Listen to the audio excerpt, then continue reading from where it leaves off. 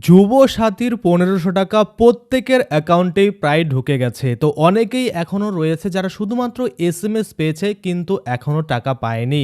আপনারা অনেকে হোয়াটসঅ্যাপে এসএমএসটা পেয়েছেন, অনেকে আবার নরমাল এসএমএসে যে হয় সেটাতে কিন্তু পেয়েছেন। তো যেখানেই পান না কেন আপনারা টাকা কিন্তু 100% যে পাবেন এটা কিন্তু নয়। অনেকের ট্রানজ্যাকশন ফেল হচ্ছে, অনেকে আবার দেখা যাচ্ছে অনেক কিছু ভুল রয়েছে।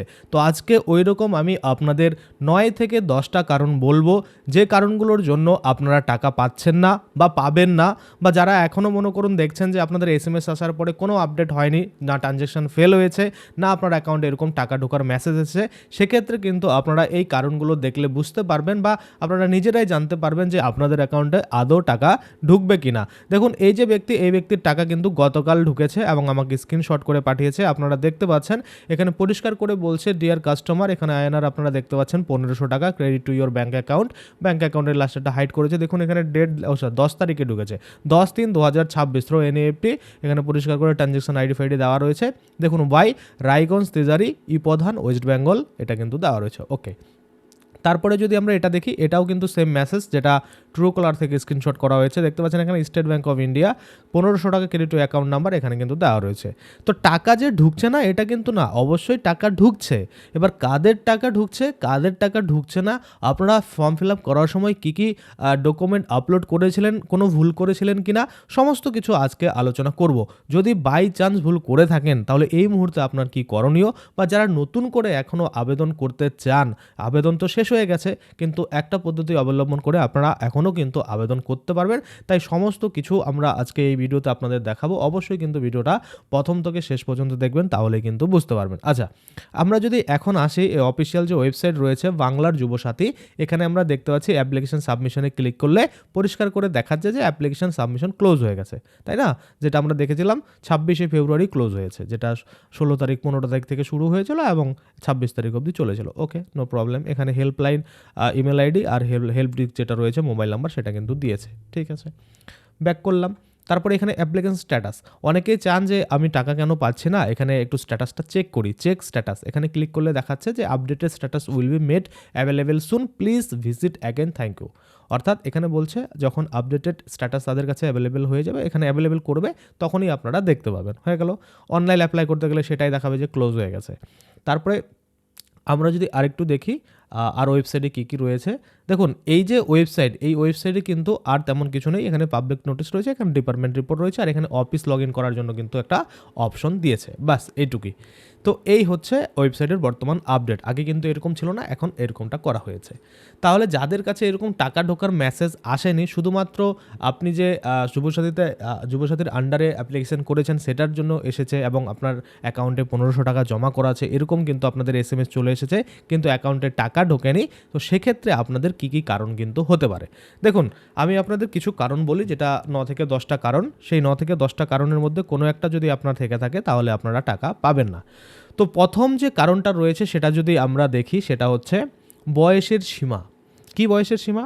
আবেদনকারীর বয়স ২১ বছরের কম বা ৪১ বছরের বেশি হলে এই প্রকল্পের টাকা পাওয়া যাবে না। তাহলে ১ নাম্বার কারণ কি সেটা আপনারা বুঝতে পারলেন। ওকে, তারপরে দ্বিতীয়ত বলেছে যে শিক্ষাগত যোগ্যতা, অন্তত মাধ্যমিক পাস থাকতে হবে, না হলে এই সুবিধা মিলবে না। অর্থাৎ আপনি যদি মাধ্যমিক পাস না করেন তাহলে তো আবেদনই করতে পারছেন না, তাই না? হ্যালো। ৩ নম্বরে বলছে যে চাকরিজীবী, অর্থাৎ যারা সরকারি বা বেসরকারি চাকরি করেন বা নিজস্ব ব্যবসার সঙ্গে যুক্ত আছেন, তারা এই তালিকায় থাকবেন না। ৩ নম্বর কারণ আপনারা দেখলেন।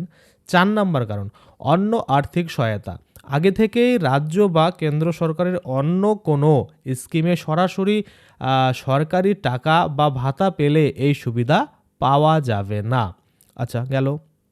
৫ নম্বরে বলছে বৃদ্ধ ভাতা, যারা আগে থেকেই বৃদ্ধ ভাতা পান তারা এই প্রকল্পের টাকা পাবেন না। দেখুন যারা বৃদ্ধ ভাতা পায় তারা তো এই প্রকল্পে আবেদন করতেই পারবে না, কেননা বয়সের সময়সীমা বলেছে ২১ থেকে ৪১। তো সেখানে বৃদ্ধ হতে গেলে তো মোটামুটি 60+ হতে হচ্ছে, মানে সিনিয়র সিটিজেন না হলে তো বৃদ্ধ ভাতা দেয় না, তাই না?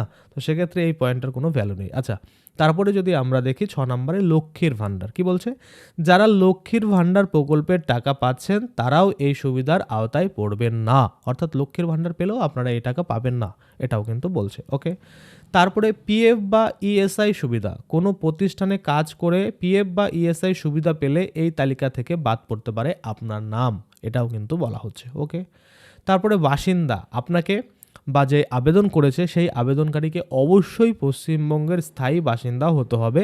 অন্য রাজ্যের হলে সুবিধা মিলবে না বা আপনাদের অ্যাকাউন্টে টাকা কিন্তু ঢুকবে না। গেল ব্যাঙ্ক অ্যাকাউন্ট, নিজের সক্রিয় ব্যাঙ্ক অ্যাকাউন্ট থাকতে হবে এবং সেটি আধার কার্ডের সঙ্গে লিঙ্ক করা থাকতে হবে, না হলে টাকা ঢুকবে না।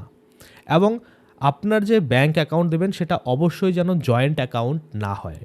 আরও বলেছে যে আপনার ব্যাঙ্ক অ্যাকাউন্টের জন্য অবশ্যই ওয়েস্ট বেঙ্গলের কোনো একটা ব্রাঞ্চের খোলা হয়। ধরুন আপনার এসবিআইয়েরই অ্যাকাউন্ট রয়েছে কিন্তু সেটা দিল্লি ব্রাঞ্চের, বা ধরুন ওয়েস্ট বেঙ্গলের বাইরের যে কোনো জায়গার ব্রাঞ্চের, তো সেক্ষেত্রে সেটাতেও টাকা ঢুকবে না, এমনটাই বলা হচ্ছে। এগুলো আপনারা কারণ বললেন, মানে বললাম আমি, আপনারা বলছেন যে দাদা এই কারণগুলোর মধ্যে কোনোটাতেই আমি পড়ছি না, তাহলে তারপরেও কেন আমার টাকা ঢোকেনি? এবার দেখুন, দুটো কারণ হতে পারে। একটা হচ্ছে আপনি হয়তো অ্যাপ্লিকেশন যখন করেছিলেন তখন যে আপনি তথ্য আপনার অ্যাকাউন্ট নাম্বার বা যা আইএফএসসি কোড সেটা হয়তো ভুল দিয়েছেন, যার জন্য ম্যাক্সিমাম মানুষের দেখাচ্ছে এরকম এসএমএস আসছে যে আপনার অ্যাকাউন্টে টাকা ঢুকতে পারছে না, পেমেন্টটা ফেলড হয়ে গেছে, এরকম অনেকের আমি দেখেছি। এটা একটা হতে পারে।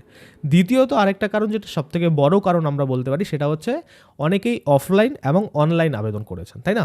এবার যারা অফলাইন আবেদন করেছেন তাদের অ্যাপ্লিকেশনগুলো বর্তমানে পেন্ডিং রয়েছে। পেন্ডিং বলতে কি, মনে করুন ঢিপিতে রয়েছে, লট সাইজ অনুযায়ী ঢিপ করা রয়েছে, সেখান থেকে এন্ট্রি কিন্তু চলছে।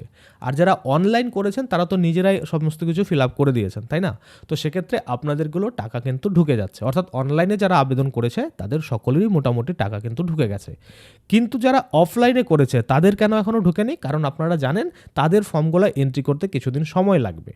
এখন যারা এন্ট্রি করার কাজ নিয়েছে তারা কিন্তু দ্রুত গতিতে এন্ট্রি করছে, এবং দেখা যাচ্ছে তারা এন্ট্রি করতে গিয়ে এত জলদি করছে যে আপনার যে নামের বানান সেটা কিন্তু ভুল করে দিচ্ছে। ধরুন এ ব্যাঙ্কে এক রয়েছে, আপনার ওখানে ভুল লিখে দিল, তো সেক্ষেত্রেও আপনাদের পেমেন্ট কিন্তু ফেল হয়ে যাবে।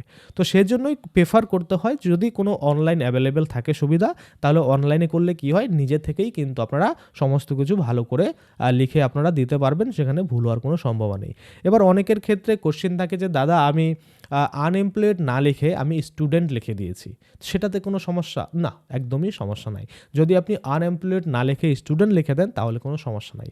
আরও একজন কোশ্চেন করছে, দাদা আমি আনএমপ্লয়েডও লিখিনি স্টুডেন্টও লিখিনি, আমি লেবার লিখে দিয়েছি, তাহলে কি পাওয়া যাবে? অবশ্যই আপনি লেবার লিখুন বা আনএমপ্লয়েড লিখুন বা আপনি স্টুডেন্ট লিখুন, আপনাদের এটার জন্য কোনো সমস্যা কিন্তু হবে না।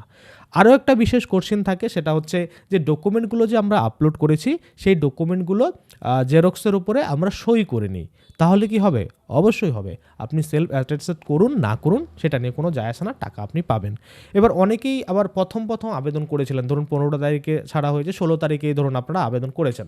এবার 16 তারিখে আবেদন করতে তখন একটু সাইট প্রবলেম ছিল, আপনারা তখন মানে দেখছিলেন যে বলেছিল কোনো রকম জেরক্স করে সই করে আপলোড করতে হবে না, অরিজিনাল কপিগুলো স্ক্যান করে আপলোড করতে হবে। তো যারা অরিজিনাল কপিগুলো স্ক্যান করে আপলোড করেছেন তাদেরও কোনো সমস্যা নেই, তাদেরও টাকা কিন্তু ঢুকছে। অর্থাৎ অনলাইনে যারা আবেদন করছেন তাদের টাকা কিন্তু পেতে সমস্যা হচ্ছে না। সমস্যা কাদের? যাদের মনে করুন অফলাইন। তো এবার আপনাদের করণীয় কি? আমি আপনাদের বলবো, আজকে হচ্ছে 12 তারিখ, তাই না? আজকে 12 তারিখ, আপনারা আর 8 দিন ওয়েট করুন, টোটাল 20 তারিখ অবধি। 20 তারিখের মধ্যে আপনারা দেখবেন টাকা কিন্তু পেয়ে যাবেন। এবার যারা অফলাইনে আবেদন করেছেন তাদের ক্ষেত্রে এটা আরও কিন্তু সময়টা বাড়তে পারে। কেন? কারণ হচ্ছে যে আপনাদের এন্ট্রিটা হবে, তারপরেই টাকাগুলো ধাপে ধাপে কিন্তু ছাড়বে। অর্থাৎ যখনই আপনাদের অ্যাপ্রুভাল আসবে তখনই কিন্তু তারা লট অনুযায়ী কিন্তু ছেড়ে দেবে। তো সেক্ষেত্রে আপনাদের একটু অপেক্ষা কিন্তু করতে হবে। এই হচ্ছে টোটাল বিষয়। যারা যুবসাথী আবেদন করেছেন তারা একটু অপেক্ষা করুন অফলাইনেরগুলো, যারা অনলাইনে করেছেন তারা তো টাকা পেয়ে যাচ্ছেন।